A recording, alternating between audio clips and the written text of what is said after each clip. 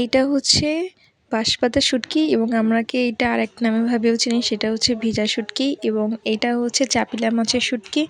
So এই তো আমরা ভালো করে ধুয়ে হালকা তেলে একটু ভেজে নিব।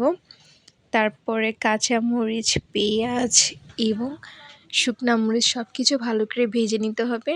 দেন সব কিছু রেডি করে আমরা হচ্ছে আগে চাপিলা মাছের শুটকিটা হাতে একটু বানাবো। আর আজকে এত শুটকি মাছ দিয়ে ভাত খেতে ইচ্ছা করছিল, তো আম্মুকে বললাম। আম্মু বরাবর আমার কথা শুনে আজকে শুটকি ভর্তা করলো।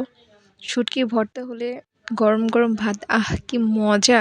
আর কোনো কিছুই খেতে ইচ্ছা করে না। সো এই তো হাতে এইটা জাস্ট কোনো রকম একটু বাটবে, তারপর খুব মজা করে বানানো হয়েছিল। গরম গরম ভাত দিয়ে শুটকি ভর্তাটা খেতে কী যে মজা লাগছিল।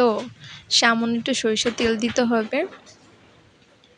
তো এই তো আমাদের কমপ্লিট চাপিলা মাছের ভর্তা। কেমন লাগলো আপনাদের কাছে অবশ্যই আমাদেরকে জানাবেন। আর এখন আমরা বানাবো বাঁশপাতা শুটকি ভর্তা। এটাকে অনেকে ভিজা শুটকি বলে থাকে, আমরাও বলি। সো এই তো বাঁশপাতা শুটকিটার যে একটা স্মেল আসে, ও মাই গড! এই স্মেলটা শুনলেই এত ক্ষুধা পেয়ে যায়।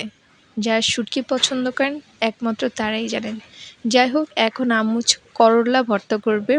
এটা একটু ইউনিক, যারা খাননি তারা ট্রাই করতে পারেন। করলাটা একটু আগে সিদ্ধ করে দিন, তেলে ভেজে নিতে হবে। তারপর হচ্ছে কাঁচামরিচ, শুকনা মরিচ এবং পেঁয়াজ সব কিছু বেটে তারপর এটা একটু হালকা তেলে বাগার দিতে হবে। দেন এই তো একদমই তিতা লাগবে না। তারপর হচ্ছে আমরা গরম গরম ভাতের সাথে শুটকি ভর্তাটা খাবো। একদম ধোয়া ওঠানো গরম ভাত এবং শুটকি ভর্তা, কি যে মজা!